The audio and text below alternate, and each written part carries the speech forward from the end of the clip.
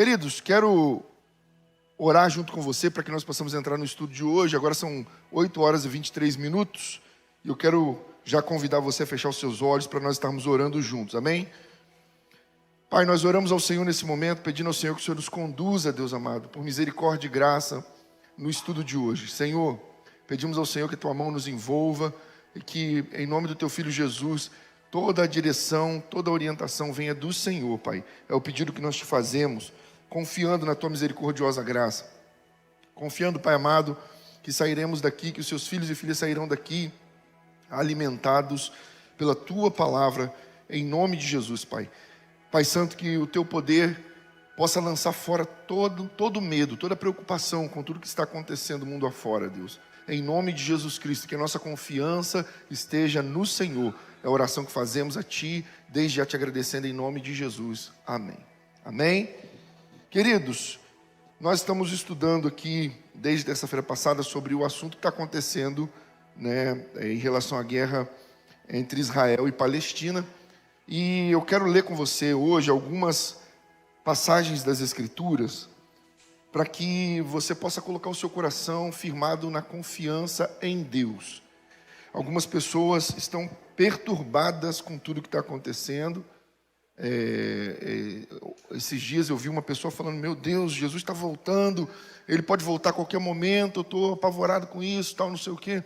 E eu como pastor, sabendo o que a palavra de Deus diz, se não fosse sincero na mensagem do Evangelho, poderia aproveitar a oportunidade como alguns aproveitam, né, se utilizando do medo das pessoas, para poder dizer, então corre para Jesus e não sei o quê, porque realmente Jesus pode voltar a qualquer momento. Mas nós sabemos que Ele não volta a qualquer momento. Existem sinais que precedem a volta de Jesus. E o que está acontecendo, né, não só em Israel, não só em relação a Israel-Palestina, mas também em Rússia e Ucrânia, né, e também a pandemia, e tudo que nós estamos vivendo, o avanço da maldade, né, tudo isso são sinais do fim dos tempos, sinais da volta de Jesus, sinais de que o Senhor está próximo de voltar, mas nós precisamos ter entendimento para que nós mantenhamos a nossa confiança no Senhor e possamos instruir as pessoas na verdade. Na verdade, como pastor dessa igreja, a minha preocupação com vocês é que vocês sirvam ao Senhor por amor a Ele, não por medo. A Bíblia fala em 1 Coríntios 13 que o verdadeiro amor lança fora todo medo. O verdadeiro amor que vem de Deus lança fora todo medo. Então, servir a Deus por medo é não estar na aliança, na nova aliança em Jesus Cristo. A aliança do medo era a aliança da lei. Vocês já aprenderam isso aqui. A Bíblia fala que enquanto o herdeiro não é maior de idade, não tem a capacidade, a condição de administrar a sua herança, ele tem um tutor sobre ele para administrar essa herança, mas logo que ele amadurece, que ele cresce e alcança a maioridade, ele recebe o direito de administrar a herança que tem. Enquanto ele não tem maturidade para administrar a herança, enquanto ele é menor de idade, o servo acaba sendo maior que ele. O servo acaba governando sobre o herdeiro, porque ele é o tutor, ele é o responsável pela administração dos recursos daquela pessoa. O dinheiro é do herdeiro, o recurso é do herdeiro, a herança é do herdeiro, mas o tutor administra tudo aquilo e o herdeiro só pode ter acesso àquilo que o tutor lhe dá ou lhe permite ter acesso.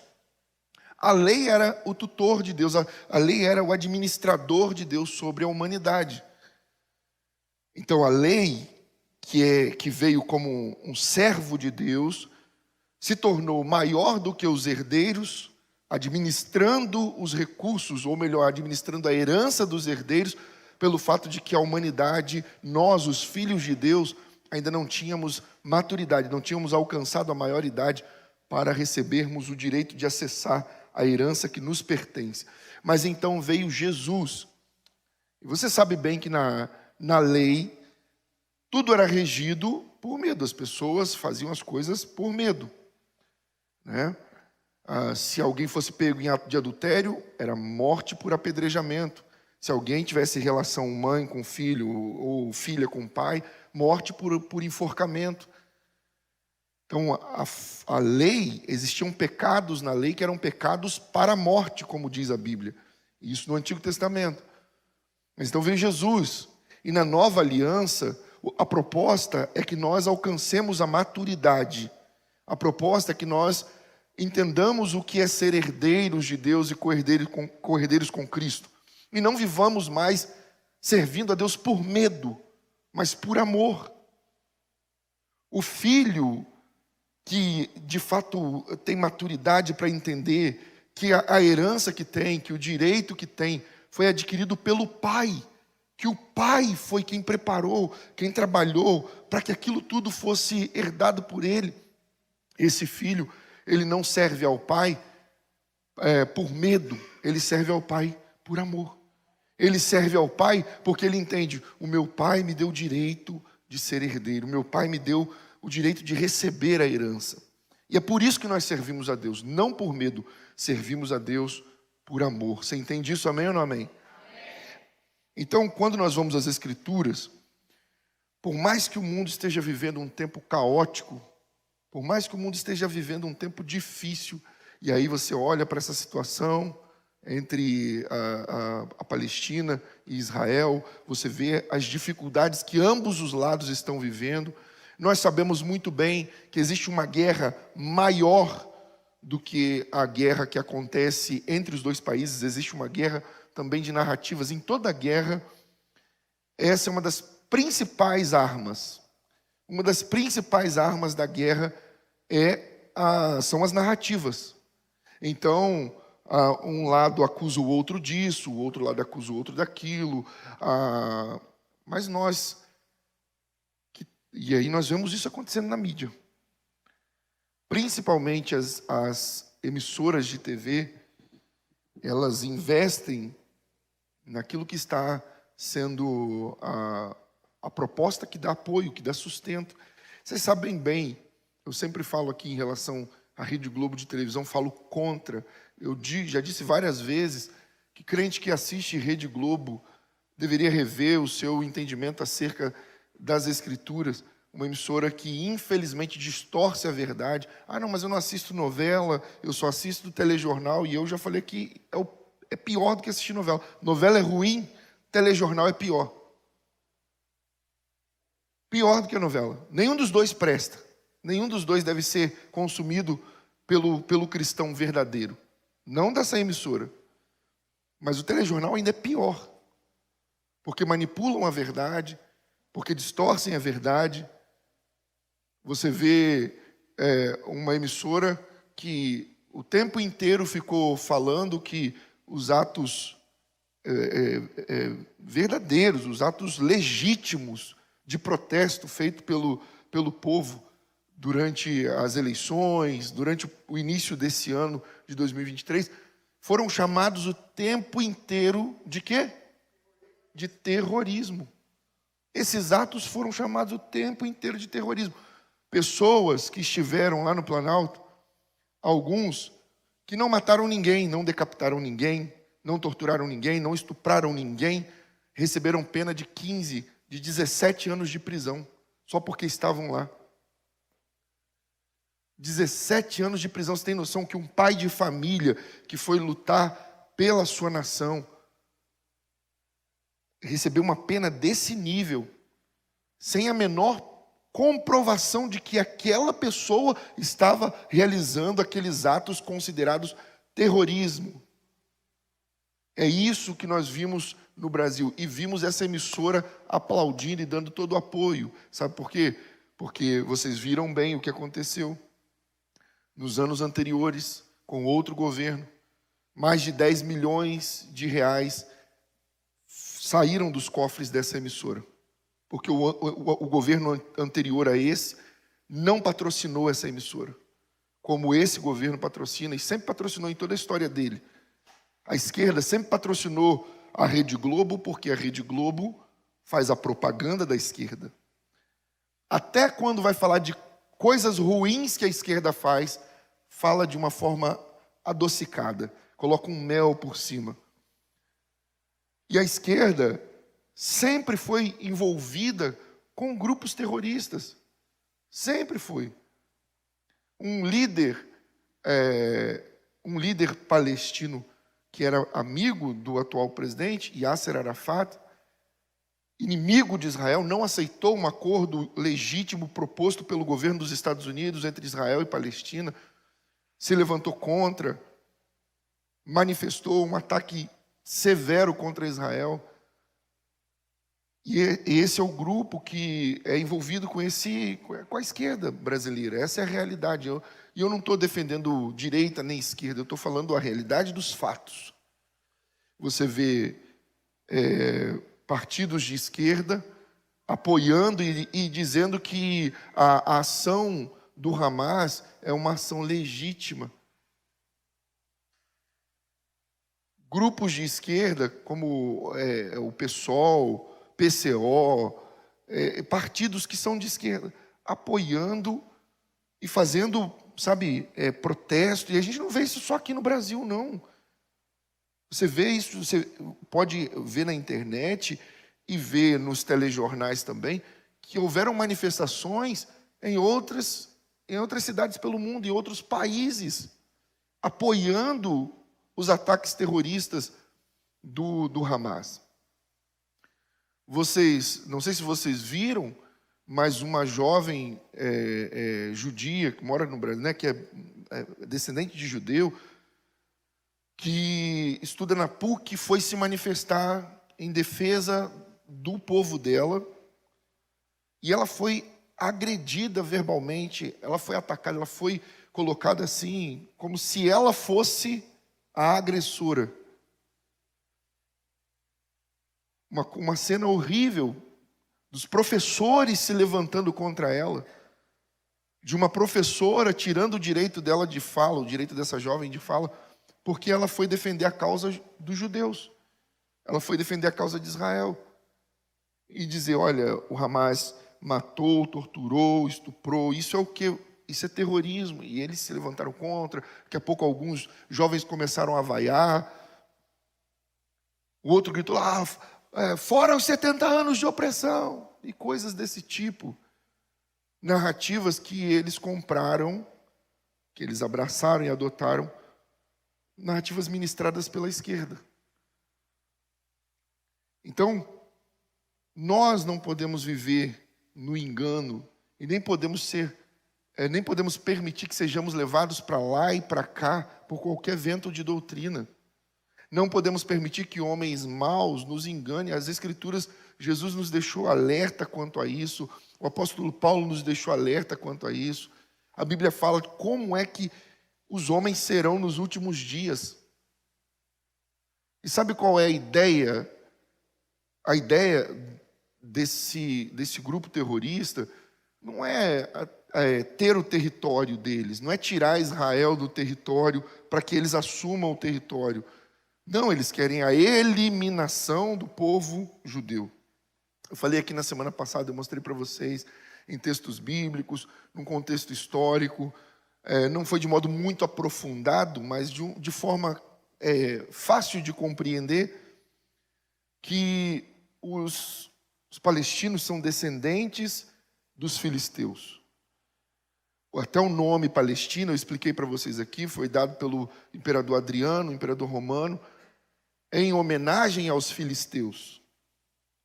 Porque ele era um grande inimigo do povo judeu. Isso não é uma fala religiosa, é um contexto histórico. Não é uma fala de um líder religioso, não, é um contexto histórico. Então, nós não podemos viver enganados com essas coisas. Não podemos permitir porque para vocês terem ideia, uma pessoa falou comigo na semana passada, nós estávamos juntos conversando, a pessoa falou, nossa, você viu o que o Hamas fez, e não sei o que, e tal, tal, tal. E essa pessoa totalmente indignada com toda a situação. Nossa, decapitaram 40 crianças. Uma coisa absurda. Você viu eles andando com o corpo daquela jovem em cima da carroceria da caminhonete, com as pernas quebradas, morta ali em cima da caminhonete, desfilando com ela, enquanto os homens aplaudiam, né, o povo ali, defensor deles, aplaudia o ato deles como se eles estivessem carregando sei lá, um prêmio. E essa pessoa, esse rapaz falou comigo, muito triste, muito indignado com a situação. Essa mesma pessoa esteve comigo 2 dias atrás, 2 dias, não, 2 dias atrás, 3 dias atrás, melhor dizendo. Essa pessoa esteve comigo e a narrativa mudou. A pessoa virou e falou assim, eu estive... Cara, você vê como que esse negócio de narrativa, né, a guerra das narrativas é complicada, né? Porque eu conversei com um rapaz que é palestino, que mora aqui em Valença, e ele me explicou a situação de lá. E ele falou que o Hamas não ataca, ele falou que o Hamas só contra-ataca. E ele falou que essa história de que o Hamas decapitou 40 crianças é mentira, que o Hamas não faz isso. E toda a história que o cara contou para ele ficou ali em cima do muro agora. Alguém que estava totalmente indignado com a situação. E não é indignado com a situação que contaram, é indignado com a situação que foi vista pelo mundo inteiro. E até essa emissora que é de esquerda e os partidos de esquerda não tem como dizer que o Hamas não fez o que fez. O que eles dizem, eles não dizem assim, não, o Hamas não matou aquela jovem, não sequestrou pessoas. Eles não dizem isso. Eles dizem que isso são atos de guerra. Ou seja, eles dão legitimidade a isso, dizendo, um lado faz, o outro responde. Mas nem eles dizem que esse grupo não fez isso. Mas esse rapaz ouviu a fala de alguém que crê nisso, de alguém que veio de lá, de alguém que defende de alguma forma. Eu não sei se você sabe, mas aqui em Valença nós temos uma comunidade árabe, uma comunidade islâmica. E há anos atrás eu conheci o líder dessa comunidade, alguns de vocês devem conhecer também. Eu conheci o líder dessa comunidade, conversando com ele. Ele me entregou um livrinho sobre as leis relacionadas ao islamismo. E o livro é bem bonitinho. Parece uma coisa muito boa. E é assim que se vende, assim que se vende essa ideia. É assim que o mundo, é assim que o islamismo está crescendo no mundo. Vendendo algo que parece ser muito bom. Não. O Islã é uma religião de amor. O Islã não é uma religião de guerra. Nós não somos radicais. Existe um grupo radical e existe um grupo que é só de islâmicos que não querem. Aí tem um vídeo que está circulando por aí. Eu não me lembro se foi o Igor que me enviou, não me lembro. Mas acho até que foi esse rapaz com quem eu estava conversando. Ele que me enviou, isso mesmo. E nesse vídeo, um líder, eu posso enviar no grupo da igreja mais tarde, nesse vídeo, me lembra depois, irmã Jesus, nesse vídeo, o rapaz, um líder muçulmano, ele faz algumas perguntas na reunião de homens, né? Porque lá mulheres, nessa religião, mulheres não participam da mesma reunião que os homens. Nessa religião, todo mundo sabe que as mulheres não têm fala, não têm voz, não têm vez. E aí, nessa reunião, ele pergunta assim, quem é que se considera um muçulmano normal? Quem é que considera assim, eu não sou um radical islâmico, eu sou um muçulmano normal? Levanta a mão. Aí, todo mundo levantou a mão. Todos aqueles homens. Teve um ou outro ali que ficou de mão abaixada, mas 98% levantou a mão, declarando que era um muçulmano normal, comum.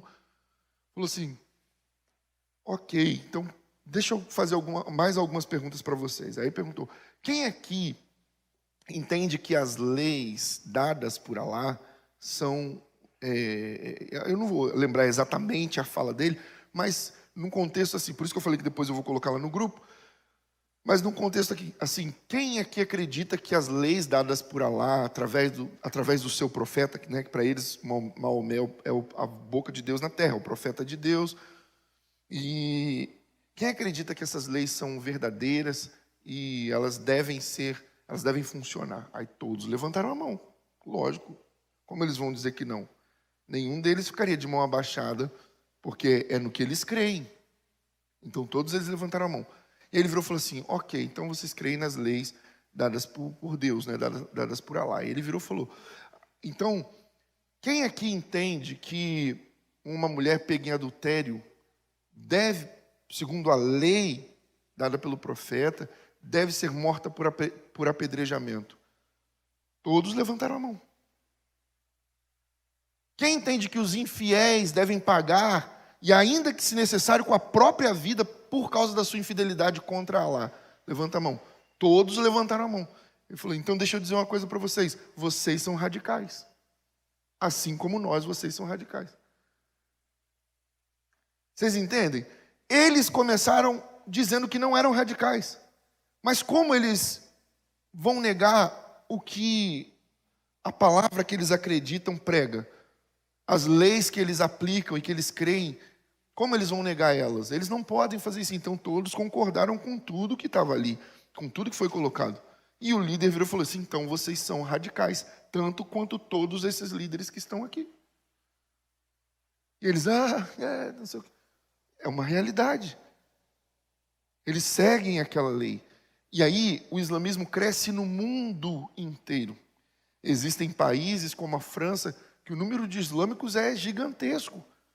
Existem países como a Índia, que já está assim, é uma religião e já bate de frente com a religião que era predominante, que é o hinduísmo. Existem países onde o islamismo já tomou proporções gigantescas. E a ideia é implementar essa religião no mundo inteiro. Essa é a ideia.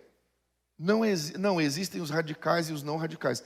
Sim, eu não duvido que existem pessoas que estão ali na religião dizendo, não é desse jeito que eu creio. É como aqueles que seguem, por exemplo, a maçonaria. Ninguém entra na maçonaria se envolvendo diretamente com coisas satânicas. A pessoa entra de uma forma bem... Nossa, é só uma irmandade, é fraternidade. É assim. O que é vendido é uma coisa muito boa. Um ajudando o outro e tal.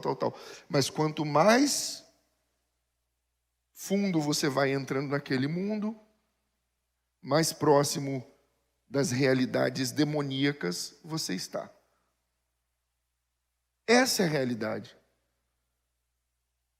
Está lá diante de uma imagem que não está na frente da loja maçônica. Baphomet sentado, com o pênis de fora, 2 dedos levantados, uma criança do lado, cabeça de bode, peito de mulher, e o restante do corpo de homem. E a gente sabe que é a representação de Satanás, de um demônio. Não tem isso na frente da loja. Mas quanto mais fundo você vai entrando nesse mundo, e isso não acontece da noite para o dia, mais próximo das realidades satânicas você vai estando. Uma vez disseram, para tentar impedir que as pessoas viessem para a nossa igreja, infelizmente, um líder religioso que não está mais na nossa cidade, graças a Deus, e que Deus o tenha transformado, sinceramente eu peço isso a Deus, mas esse líder falou para as pessoas que eu era maçom. Falou um monte de coisa para as pessoas.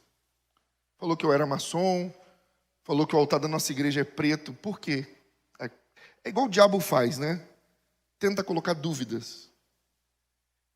O diabo chegou no deserto, ele não saiu falando. Não, ele chegou tentando colocar dúvidas. Se tu és o filho de Deus, se tu és o filho de Deus, tentando colocar essa dúvida no coração. Então o diabo sempre trabalha dessa forma. Ele não chega falando diretamente o que é, como é. Não, porque senão você descobre logo que é demônio. Logo que é ação demoníaca. Não. Vem colocando dúvidas. E aí esse líder falou, por que o altar da igreja é preto? Vocês já pararam para pensar? Vocês sabiam que na igreja dele as pessoas podem beber vinho? Nem eu sabia disso. Se eu soubesse, eu estava tomando um golinho. Nem eu sabia. Você sabia que na igreja dele eles guardam o sábado? Eles são uma seita. Eles são uma seita. O Saulo é líder de seita. Falei, não sabia que a gente guarda o sábado? E a gente fazendo almoço no sábado. Fazendo entrega de almoço no sábado, que não sei que guarda de sábado é essa nossa. Mas foi essa a narrativa. E muitas pessoas ouviram isso e ficaram com dúvidas. E aí, cara, poxa, o Saulo, a gente não usa um terno, uma gravata, não tem uma golinha de padre. Rapaz, não sei, aquele cara tem uma cara de soberbo. Eu fico impressionado como pode alguém pregar uma coisa dessa. E uma pessoa que me conhece, assim, que me conhecia, que sabia do meu comportamento, da minha índole cristã, que convivi com essa pessoa. Não tinha como essa pessoa dizer isso. O único motivo foi para que as pessoas não viessem para cá. Mas eu não me aborreci com essa pessoa, não fui tirar satisfação, não briguei, não fiz nada. Eu só disse para as pessoas que vinham de lá falar comigo, ou que vinham de lá para cá, eu só dizia assim, a Bíblia diz que a árvore, Jesus ensinou, a árvore é conhecida pelo fruto que ela dá. Eu posso dizer que uma jaqueira é mangueira. Mas quando o fruto nascer, você vai saber a diferença de jaca para manga. Então, é só você observar os frutos que a nossa igreja produz, os frutos que eu, como pastor, produzo nessa igreja, e você saberá que tipo de árvore nós somos. Eu tive que explicar por que o altar é pintado de preto, né? As paredes do altar. Questões técnicas, vocês que são membros daqui sabem, nós fazemos transmissões.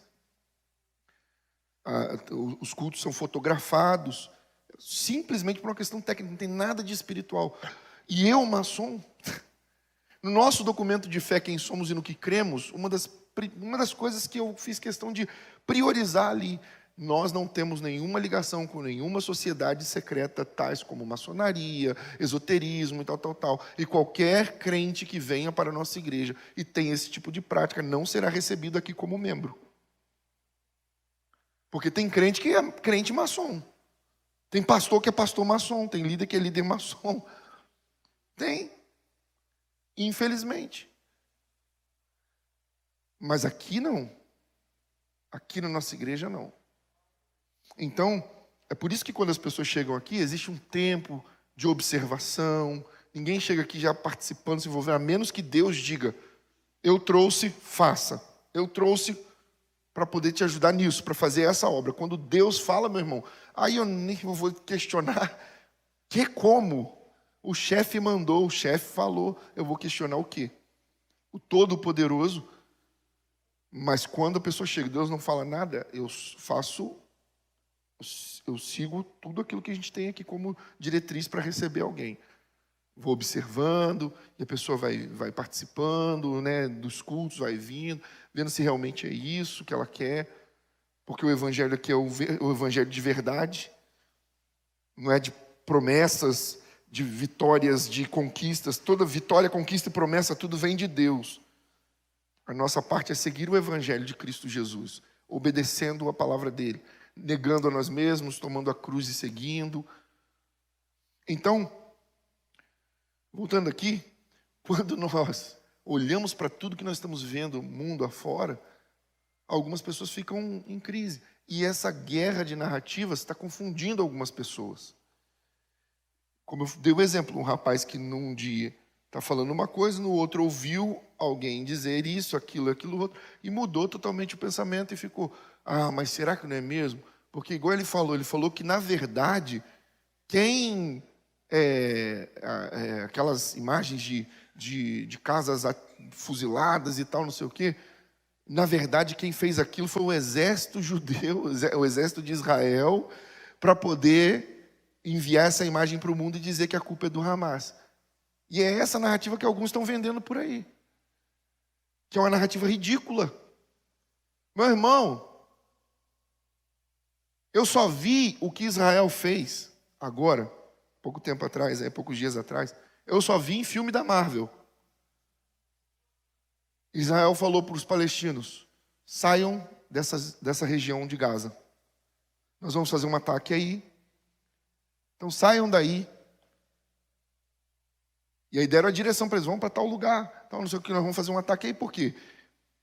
O Hamas usa as bases militares, eles colocam embaixo de hospital. Eles usam o povo como escudo.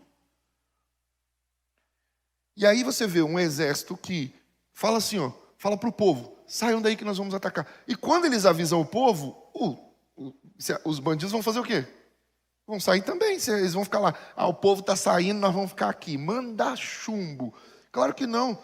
Se o exército fala: sai daí que nós vamos fazer um ataque, se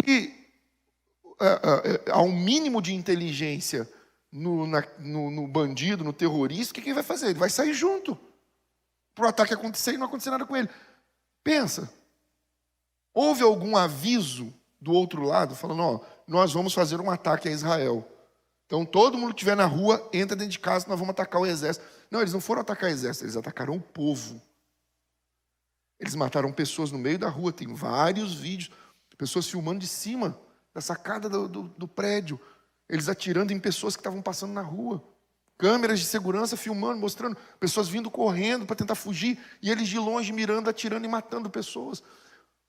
A ideia do Hamas não é assumir um território, é promover o terror. É manter as pessoas na base do medo. Aí uma pessoa virou e falou assim: cara, eles deram um tiro no pé, né? Eles vacilaram. Quando eles fizeram isso e mostraram para o mundo, eles vacilaram, porque aí quem vai ficar do lado deles agora? Mas eu falei para essa pessoa: mas quem disse que eles querem alguém do lado deles? Sabe o que você e eu somos para eles? Infiéis e inimigos. É isso que nós somos para eles. Sabe o que eles querem a respeito de nós? Ou você se converte ao islamismo, e mesmo depois da sua conversão, as suas orações vão ser observadas. Essa é uma das regras deles. Mesmo depois que você declarar: não, eu me converti ao Islã, agora eu sou Islã, as suas orações vão ser observadas durante um bom tempo, para saber se você de fato se converteu. E se não se converteu, você continua sendo inimigo, infiel, traidor. Então, eles não querem ninguém do lado deles.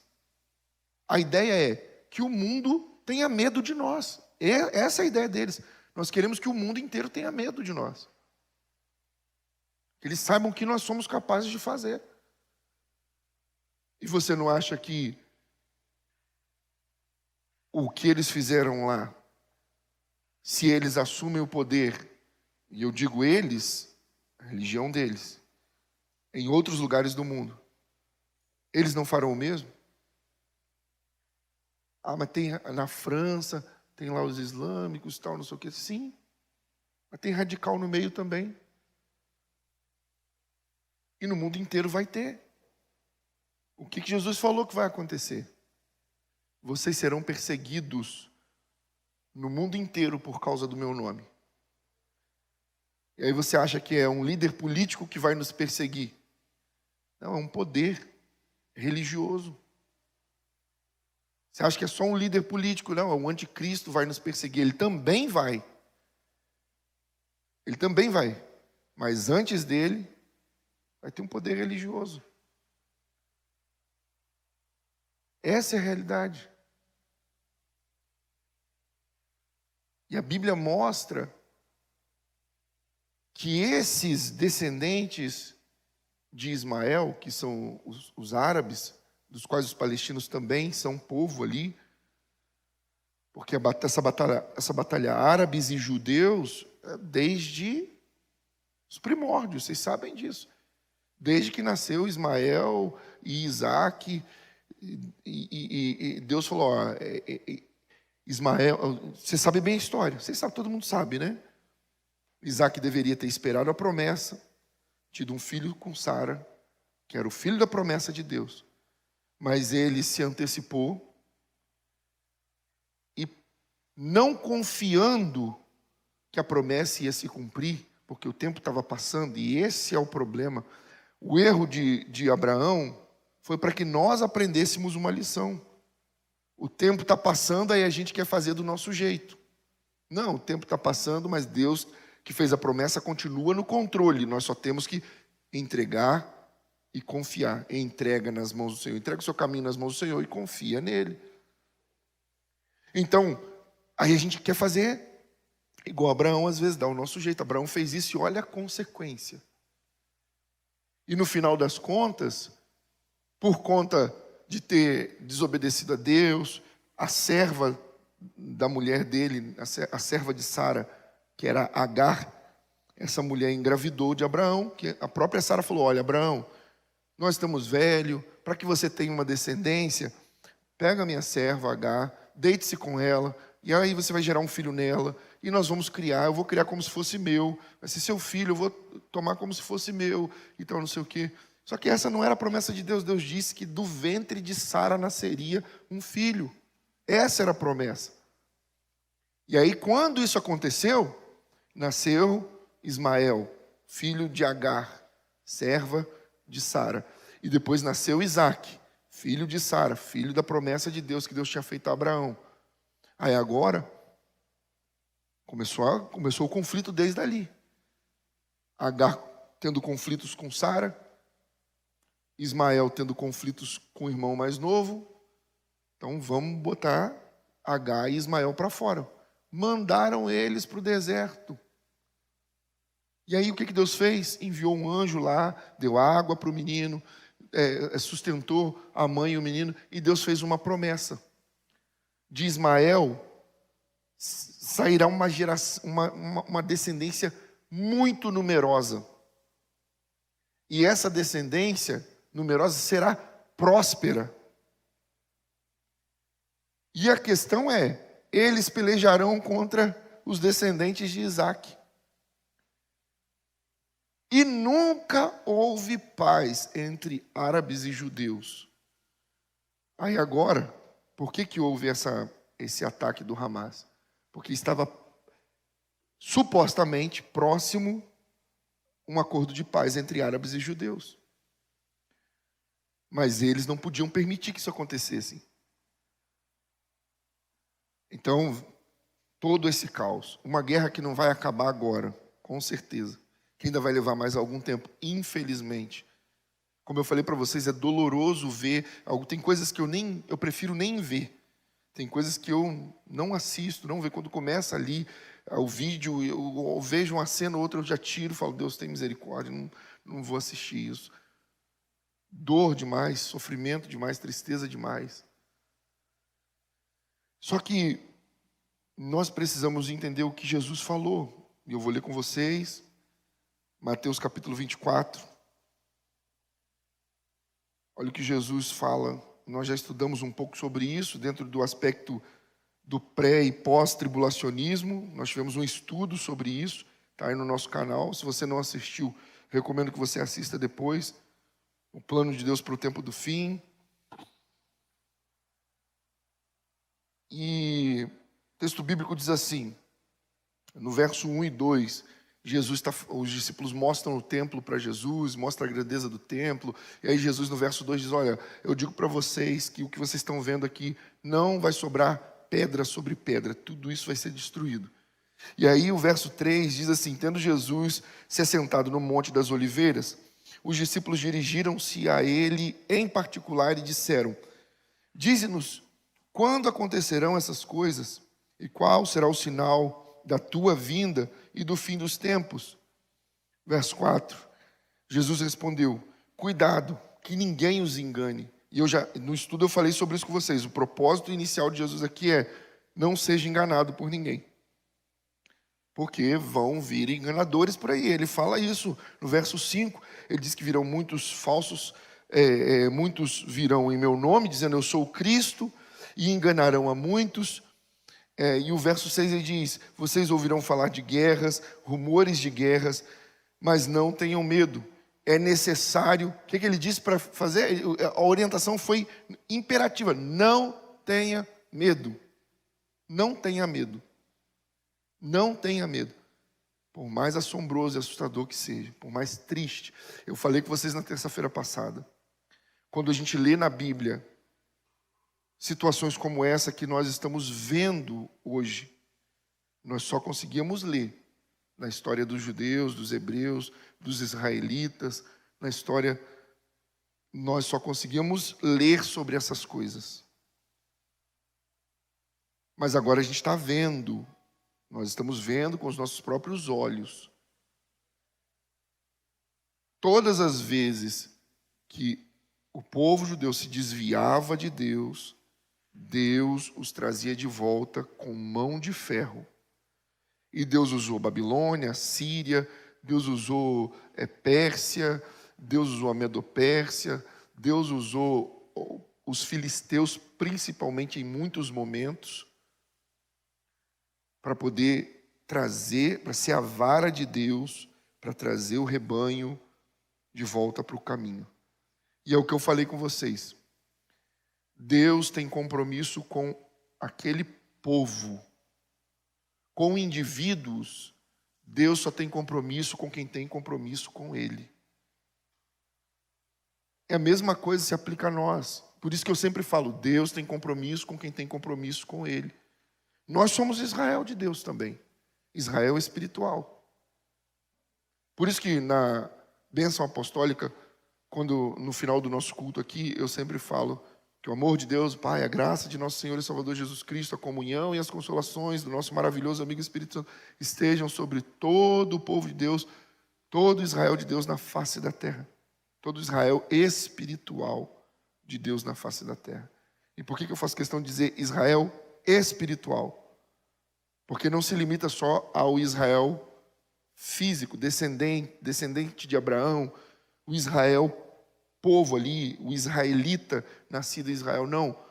A promessa de Deus e as bênçãos de Deus proferidas a Abraão, as bênçãos de Deus proferidas ao povo de Israel, que é o povo eleito por Deus, não se limita só a eles como nação e só a eles como povo, mas a todos os que foram adotados por Deus por meio de Cristo Jesus, nosso Senhor. E nós fazemos parte desse povo. Você quer ver isso? Coloca Romanos 9 para a gente, por favor. Olha o que diz Romanos capítulo 9. Vou lendo aqui na minha Bíblia para poder pontuar alguns versos em específico. Romanos capítulo 9.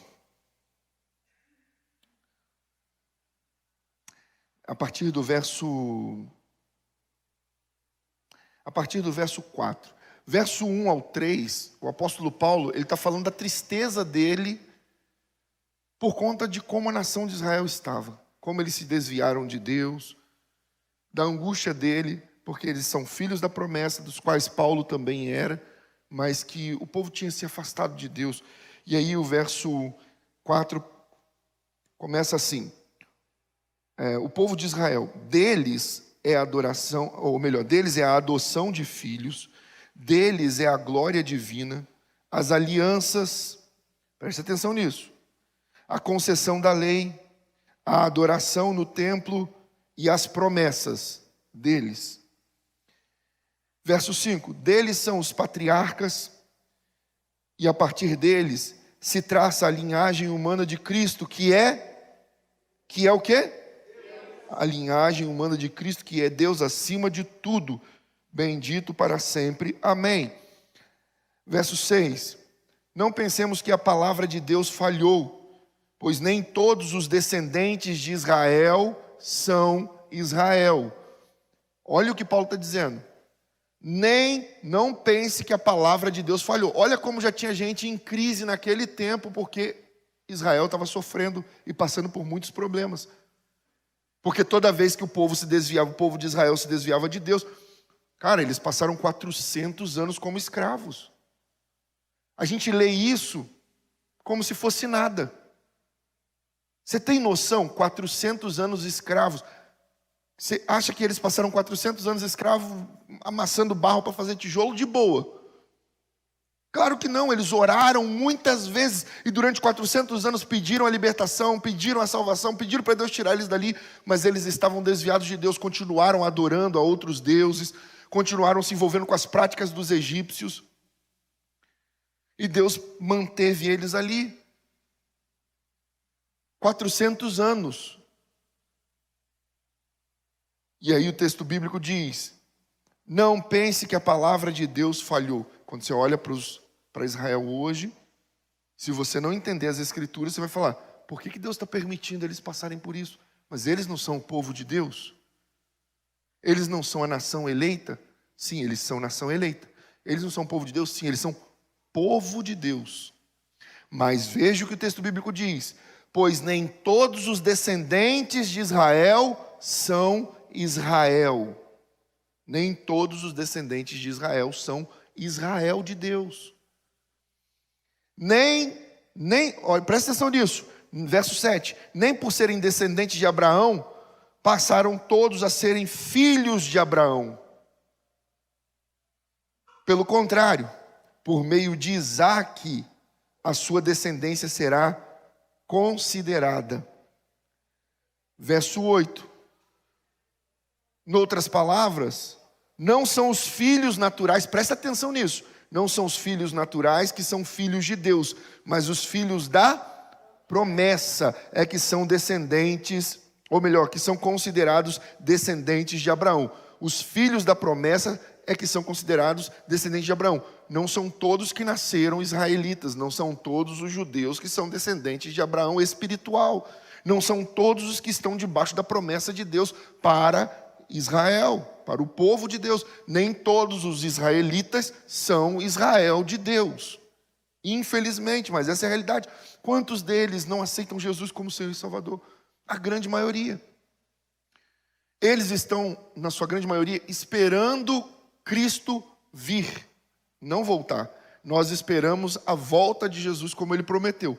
Eles estão esperando o Cristo deles vir ainda. Ainda não veio para eles. Eles acreditam que ainda não veio. Eles não acreditam que Jesus é o Cristo, por mais que as profecias se cumpriram em Jesus. E era impossível que todas as profecias se cumprissem. Na verdade, era impossível que 10% das profecias se cumprissem num homem só. Mas todas elas se cumpriram em Jesus. E mesmo assim eles não aceitam Jesus como Senhor e Salvador. Temos judeus messiânicos, sim, filhos espirituais, filhos da promessa. Judeus que reconheceram que Jesus é o Cristo. Mas a maioria deles não creem em Jesus como Cristo. Eles estão esperando o Cristo. E nós sabemos que o Cristo que eles estão esperando será o anticristo. Eles esperam um governador que vai dominar o mundo inteiro. E que todos vão se render a Israel por causa do poder e da autoridade desse homem. Eles não entendem que isso era uma aplicação espiritual. Todo joelho se dobrará, toda língua confessará que Jesus é o Senhor. Mas eles não entenderam isso. Verso 9 diz assim: pois foi assim que a promessa foi feita. No tempo devido, virei novamente e Sara terá um filho. Falando da promessa que Deus tinha feito a Sara e a Abraão. Verso 10.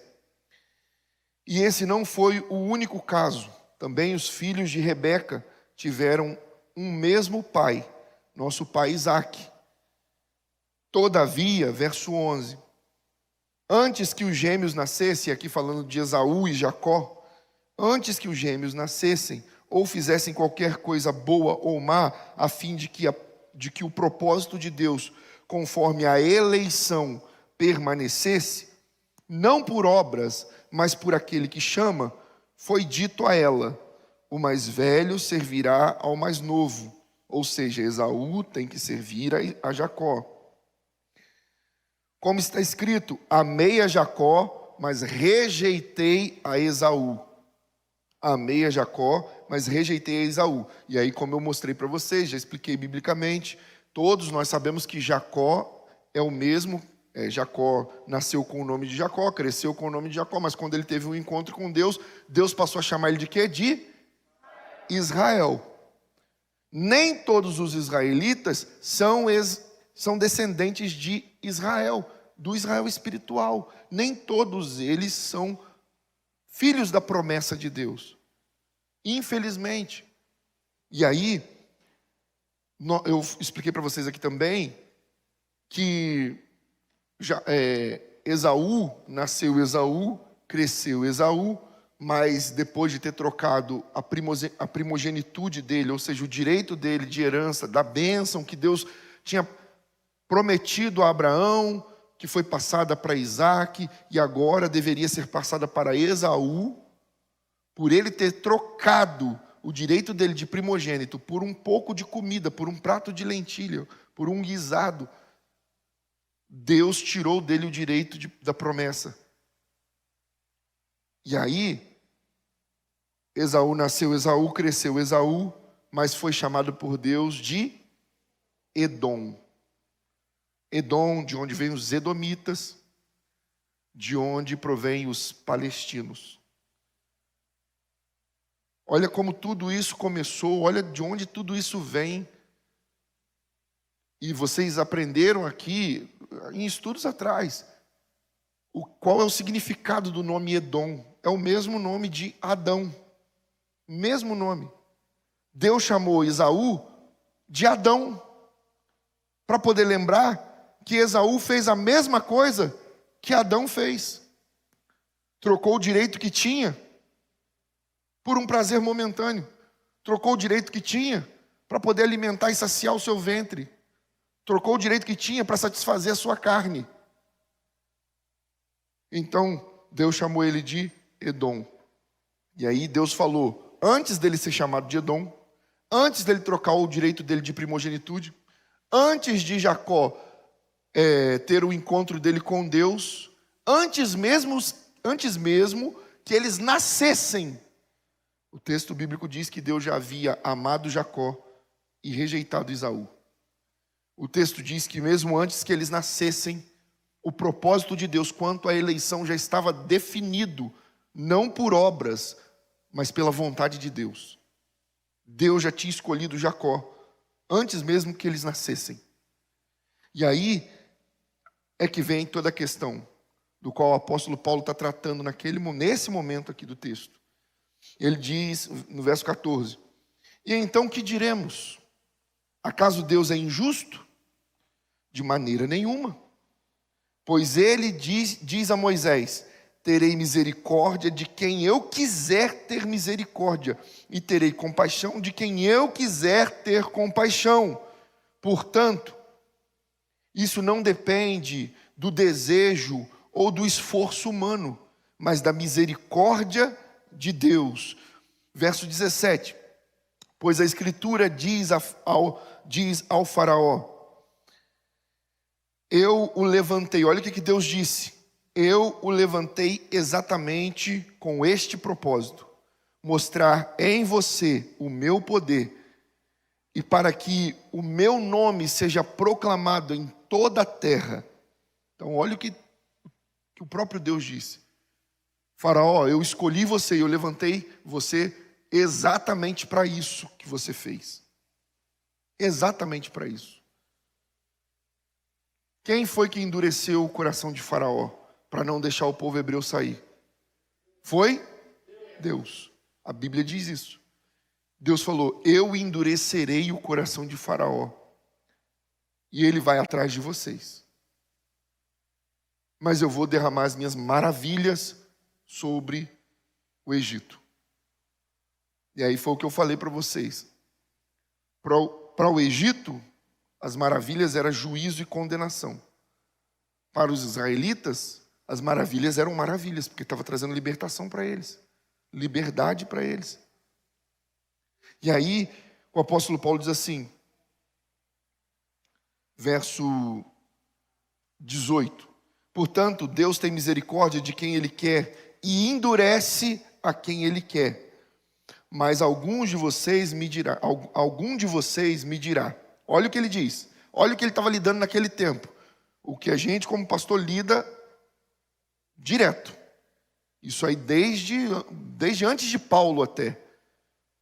Jesus lidou com isso. E olha o que Paulo estava lidando naquele momento. Mas algum de vocês me dirá: então por que Deus ainda nos culpa? Pois quem resiste à sua vontade? E aí ele dá uma resposta. Olha a resposta de Paulo. Mas quem é você, ó homem, para questionar a Deus? Acaso aquilo que é formado pode dizer ao que o formou: por que me fizeste assim? O oleiro não tem direito de fazer do mesmo barro um vaso para fins nobres e outro para fins desonrosos? Olha o que Paulo está dizendo, presta atenção aqui. Paulo está falando assim, você está questionando, então, do que Deus vai nos cobrar então? Então Deus vai reclamar do quê? Se Ele escolheu uns para isso, outros para aquilo, então Ele vai cobrar o quê de nós? E aí tem gente que entra em crise com esse tipo de coisa. Por que Deus está permitindo isso? Por que está acontecendo isso em Israel? Eu já falei para vocês, eu não consigo lidar com nada disso de bom grado, assim. Não, é isso aí mesmo que tem que acontecer, pronto, acabou. Não consigo, não tem como nenhum cristão piedoso de verdade lidar assim. Mas como é que nós lidamos? Está se cumprindo a palavra de Deus. E se a palavra dele se cumpre para esse fim, também se cumpre para todos os outros. E aí é onde eu falo, é por isso que nós temos que clamar pela misericórdia de Deus e nos esforçar para fazer a nossa parte. Sabe o que diz a carta aos Hebreus? Num dos versos diz assim: se ele, sendo Deus, não poupou o seu próprio filho, Jesus, antes o entregou por todos nós. Deus não poupou Jesus e entregou por todos nós para morrer no nosso lugar. Como não nos dará também com ele todas essas coisas de graça, gratuitamente? Jesus morreu para fazer o quê? Para nos salvar, para cumprir um propósito, para cumprir um desígnio. A história foi escrita por Deus. E aí você fala assim, mas por que o pastor fala tanto isso? Por que o pastor insiste tanto nisso? É porque essa é a verdade. Que se você não entender, você vai ficar questionando Deus o tempo todo. Se você não entender, você vai ficar o tempo todo assim, por que isso, por que aquilo outro? E a resposta é a mesma de Paulo, porque Ele é Deus. Ele foi quem criou você, eu e tudo mais. Ele não foi criado por nós. Ele criou tudo para a glória dele, vasos de honra para mostrar a graça e a misericórdia dele, e vasos de desonra para mostrar a ira e o poder dele. Quem somos nós para questionar o Todo-Poderoso? Quando a gente entende isso, acabam essas questões. Por quê? Por que Deus fez isso? Por que Deus fez aquilo? Por que Deus permitiu isso? Por que Deus permitiu aquilo? Por que Deus permitiu aquilo outro? Está tudo escrito. Pega a Bíblia e você vai ver que está tudo escrito. Tudo que está acontecendo está registrado que ia acontecer. E presta atenção, se o que está acontecendo já estava predito no livro, a história já está ali, todo o restante também vai acontecer. Todo o restante. Ele virá nas nuvens de glória, junto com os seus anjos. O anjo tocará a trombeta, a última trombeta, e os mortos em Cristo ressuscitarão primeiro. Quem morreu sendo fiel a Deus, quem morreu servindo e seguindo a Cristo Jesus como Senhor, ressuscitará primeiro. E nós, os que estivermos vivos, de maneira nenhuma precederemos os que dormem. Ou seja, nós não vamos subir para lugar nenhum, não vamos para lugar nenhum antes que os mortos em Cristo ressuscitem primeiro. E eles subirão aos ares para o encontro com o Senhor. Depois nós, os que estivermos vivos, seremos transformados num abrir e fechar de olhos, ao soar da última trombeta, porque a trombeta soará. E aí o que vai acontecer? Então nós subiremos para nos encontrar com eles nos ares. Eu ouvi um pastor falando, não me lembro quem foi agora, então não vou chutar um nome, mas eu ouvi um pastor, para não dar mérito para quem não falou, mas eu ouvi um pastor falando, um desses que eu amo, que eu sigo, dizendo o seguinte: você já viu, quando perguntaram a ele, você não acredita no arrebatamento da igreja? Ele falou, acredito, eu só não acredito no arrebatamento secreto. Eu só não acredito no arrebatamento que pregam por aí, que do nada a gente vai sumir e vai aparecer no céu, que de repente, num piscar de olhos, nós vamos aparecer no céu. Esse arrebatamento, eu não acredito porque não é bíblico. E eu já ensinei isso para vocês aqui também. De fato, não é bíblico, não é real, isso não vai acontecer. Eu queria muito que fosse isso. Eu queria muito que antes da grande tribulação, de repente a gente, pum, e aparecemos na presença de Deus, transformados, glorificados, para viver com Ele eternamente. Eu queria muito, mas não é o que a Bíblia diz que vai acontecer. E aí ele falou assim, a igreja é a noiva de Cristo, não é? Sim ou não? Aí o cara falou, sim. E quando Deus dá o exemplo da noiva, da igreja como uma noiva, você se casou na igreja, não casou? O cara falou, me casei, sim. Quem foi até a noiva? Você que foi até a noiva ou a noiva veio até você? Cara, eu achei isso formidável. Porque realmente Deus diz que a igreja é a noiva de Cristo. E num casamento, quem é que vai até quem? O noivo fica no altar e a noiva vem se encontrar com o noivo. Não é o noivo que vai se encontrar com a noiva. E é o que a Bíblia diz. Nós vamos nos encontrar com ele nos ares. Ele vai estar no altar, esperando a noiva para o casamento. E nós, a igreja, vamos nos encontrar com ele nos ares. Esse exemplo da noiva e o noivo, obviamente, não é literal, é um exemplo para esclarecer esse tipo de questão. Olha que extraordinário. A igreja é a noiva do Cordeiro. Então, quem é que vai até quem? É o noivo que vai até a noiva, a noiva que vai... É a noiva que vem até o noivo. Então, ele falou, por isso eu não acredito, por causa dos textos bíblicos. E aí, Mateus 24, eu mostrei todos eles para vocês no nosso estudo sobre a volta de Jesus, sobre o plano de Deus para o fim dos tempos. Mateus 24 deixa claro como é que ele virá. O apóstolo Paulo, nas cartas aos Tessalonicenses, tanto na primeira quanto na segunda, ele fala. Na segunda carta dele aos Tessalonicenses, se não me falha a memória, no capítulo 2, ele fala que o propósito é que nenhum de nós sejamos enganados quanto à vinda de Jesus, quanto à volta de Jesus. Ele fala que antes daquele dia virá a apostasia. E então se manifestará o iníquo, o homem do pecado, o anticristo. Ele é contra tudo que se chama Deus e tudo que é adoração a Deus. O anticristo já se manifestou, sim ou não? Não. Que ele está na terra, ele já está, mas ainda não se manifestou. Então, se ele ainda não se manifestou, ainda tem mais algumas coisas para acontecer até a manifestação dele. Mas muitas delas já aconteceram. Os homens estão se tornando cada vez piores, a maldade está aumentando, a iniquidade está aumentando, o amor de muitos está esfriando. A apostasia está crescendo cada vez mais. O que é apostasia? O abandono da fé verdadeira está acontecendo cada vez mais.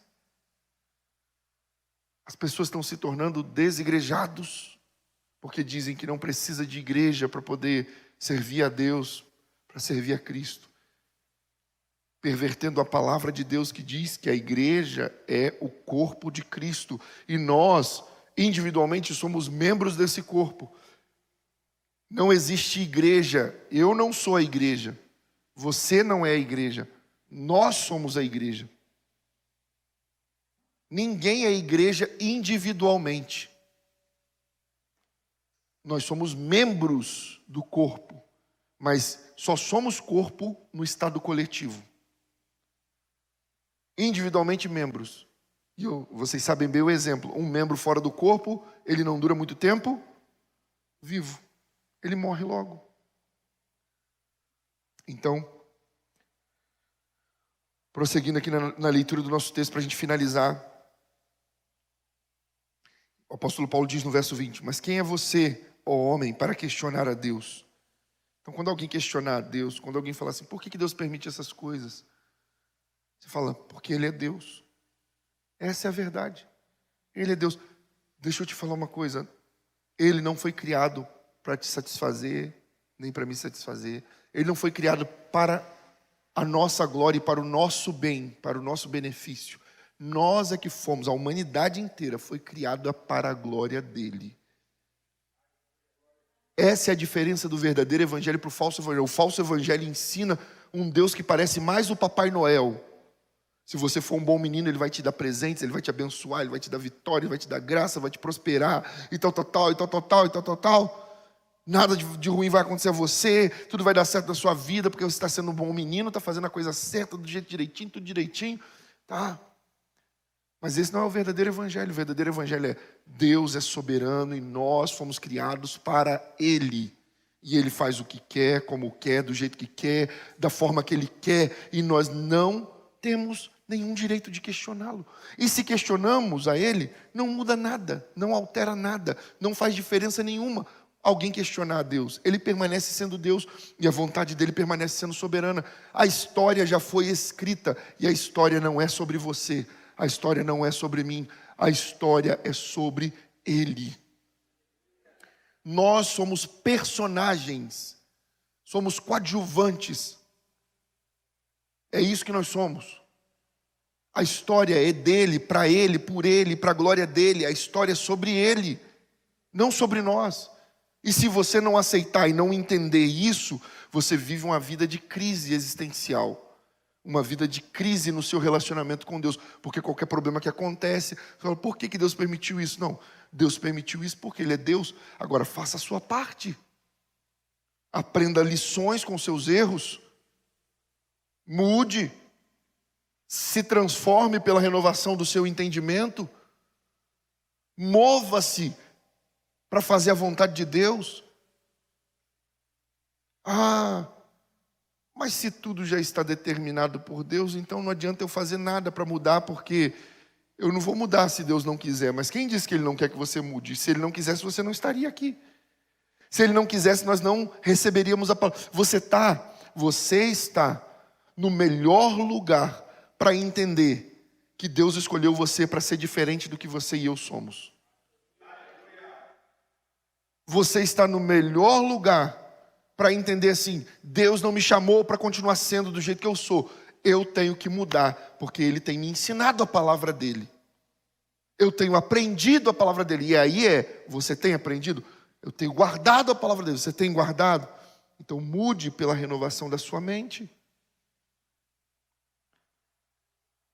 E aí o texto bíblico diz, verso 22, e se Deus, querendo mostrar a sua ira e tornar conhecido o seu poder, suportou com grande paciência os vasos da sua ira, preparados para a destruição?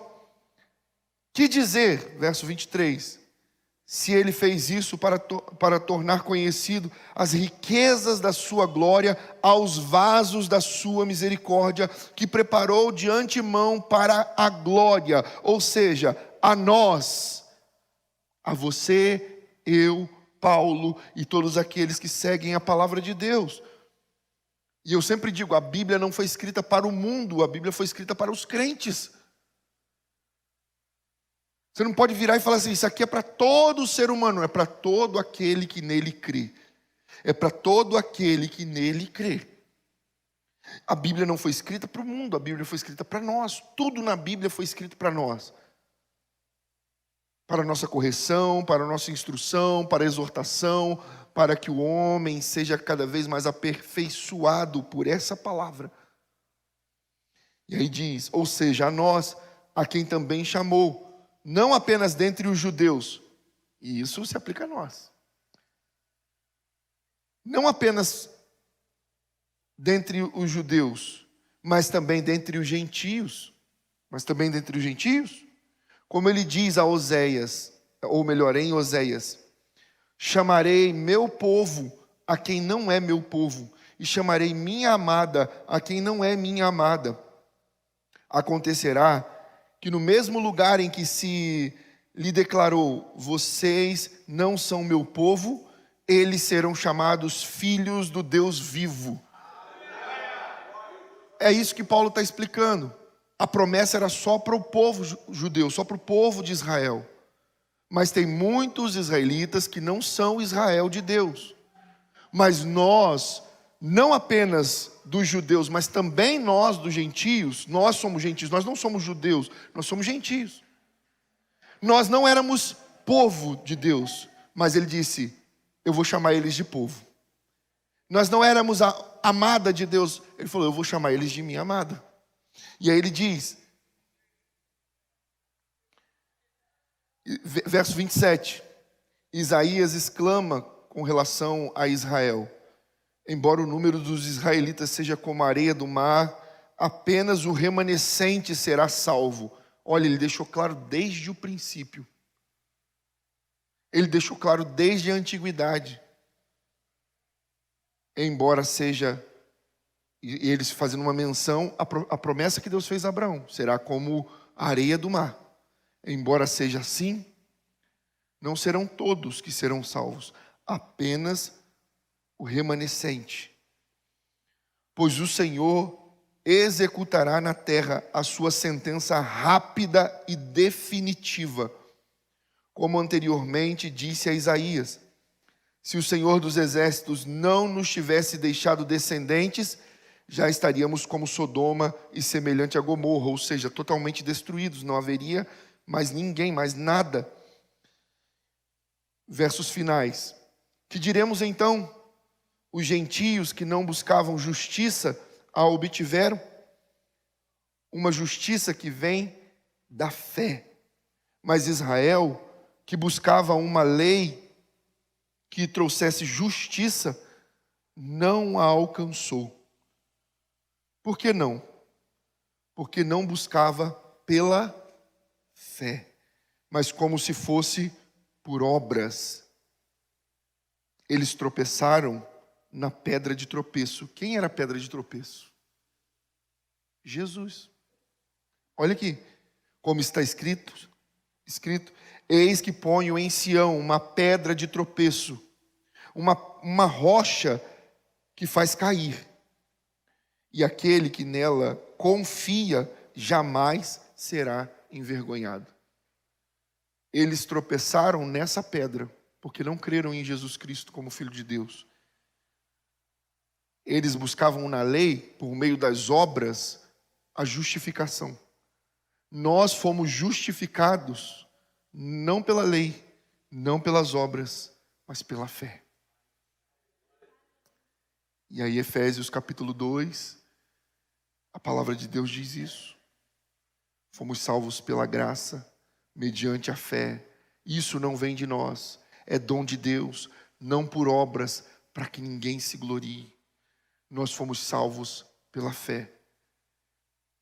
Nós recebemos a herança pela fé. Nós fomos justificados pela fé. A fé em quem? A fé nessa rocha. E todo aquele que nela confia, todo aquele que confia em Jesus Cristo, que é Deus vivo, Deus verdadeiro, como Paulo falou lá no início dessa carta, todo aquele que confia nessa rocha jamais será envergonhado.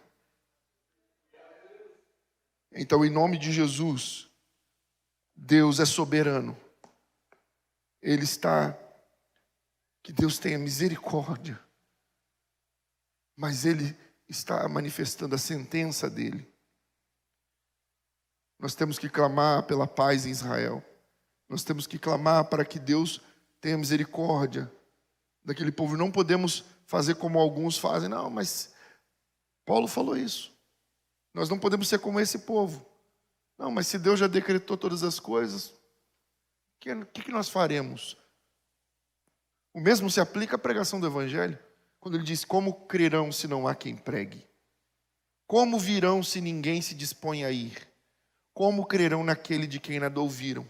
O mesmo Paulo que crê na soberania de Deus sabe que existe uma parcela da responsabilidade que é nossa. Pregue a palavra, pregue a palavra, esteja preparado a tempo e fora de tempo, corrija, exorta com toda longanimidade e doutrina, pois virá um tempo em que não suportarão essa doutrina, mas como que sentindo coceira nos ouvidos, cercar-se-ão ou vão se cercar de mestres que ensinam de acordo com a sua própria cobiça, e não querendo dar ouvidos à verdade, preferirão as fábulas. Paulo falou isso na segunda carta dele a Timóteo, no capítulo 4. Nós precisamos pregar a palavra. Nós precisamos fazer a nossa parte. Nós não sabemos daqueles que estão lá passando por dores e dificuldades, quem é que vai sair dessa dor e dificuldade vivo? Você tem noção? Tem gente que passou no meio do tiroteio e nenhuma bala acertou a pessoa. Tem gente que estava num lugar que parecia não ter nada a ver, e o tiro chegou lá, infelizmente. E o que nós temos que fazer? Orar por todos eles. É Deus que é soberano, não nós. É Deus quem sabe, não nós. E na nossa pequenez, o que nós devemos fazer? Orar aquele que sabe de todas as coisas e clamar por misericórdia por aqueles que estão, lá passando por essas dificuldades. Mas não questionar o Todo-Poderoso. Não aceitar as mentiras que estão sendo pregadas por aí. E entender que Israel é o povo eleito de Deus. Que lá existe um remanescente. Que assim como nos tempos de Acabe e Jezabel, existem joelhos lá que não se dobraram a Baal. Existem irmãos e irmãs nossos lá, passando por dores e dificuldades, e nós temos que interceder por eles, não só lá, na Ucrânia e em tantos outros lugares. Mas que nós façamos a nossa parte, confiemos no Senhor, temamos a Deus, entendendo que Ele é todo-poderoso. Feche os olhos, vamos orar ao Pai. Pai, nós oramos ao Senhor, Deus, te agradecendo porque o Senhor nos escolheu. Não fomos nós quem escolhemos o Senhor, mas o Senhor nos escolheu, Pai, nos designou para sermos filhos do Teu reino. Pela graça fomos salvos, mediante a fé. Obrigado, Senhor. Obrigado, Deus, porque o que podemos dizer, o que podemos fazer, como podemos, Deus amado, manifestar gratidão a ponto de corresponder, Senhor, a ponto de realmente demonstrar aquilo que sentimos por aquilo que o Senhor fez por nós. Senhor, me ajuda a pregar sempre o verdadeiro evangelho, mas não só com palavras, Deus. O Senhor sabe o quanto eu preciso de Ti. O Senhor sabe o quanto cada um deles precisam de Ti, Senhor. Por isso nós te pedimos, ajuda-nos. Oramos nesse momento mais uma vez, Deus, pela vida dos nossos irmãos e irmãs, teus filhos e filhas que estão passando por tempos de dores, tanto os que estão na Palestina, como os que estão, Pai amado, em Israel. Toma cada um deles por tuas mãos, Senhor. Tem misericórdia, Deus amado. Tem misericórdia das crianças. Tem misericórdia das mulheres, dos homens. Tem misericórdia de todos eles, Deus. Tudo que podemos fazer, Pai, é clamar pela Tua graça e confiar que veremos o sinal do Senhor. O sinal da Sua misericórdia. Senhor, revela a Tua glória. Pedimos ao Senhor, Deus amado, mesmo sabendo quão pequenos e falhos nós somos, pedimos ao Senhor um sinal, Deus. Dai-nos um sinal por esses dias, Deus, da Tua graça e misericórdia sobre aquele povo. Dai-nos um sinal, Senhor. É o que pedimos ao Senhor. Mostra-nos a Tua graça, a Tua misericórdia sobre os filhos da Tua graça e misericórdia, Senhor. É o pedido que Te fazemos. Em nome de Jesus, leva-nos debaixo das Suas mãos poderosas. Dai-nos um restante de semana cheio da Tua presença e ajuda-nos. Ajuda-nos, Espírito Santo. Dai-nos graça, Senhor, para fazermos a tua vontade e obedecermos ao Senhor. É o pedido que te fazemos, Pai, em nome de Jesus. Amém, Deus. Amém. Amém, queridos. Deus abençoe vocês. Vão na paz do Senhor Jesus e lembre-se, não tenha medo. Tenha fé. Deus abençoe a todos.